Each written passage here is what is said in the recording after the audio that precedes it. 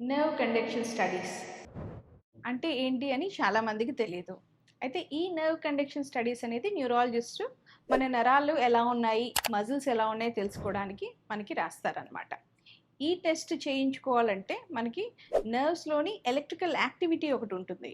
ఆ ఎలక్ట్రికల్ యాక్టివిటీని రికార్డ్ చేసేదే నర్వ్ కండక్షన్ స్టడీ. సో ఇందులో ఏమవుతుందంటే మనకి ఎలక్ట్రోడ్స్ ఉంటాయి. Stimulation electrodes, recording electrodes.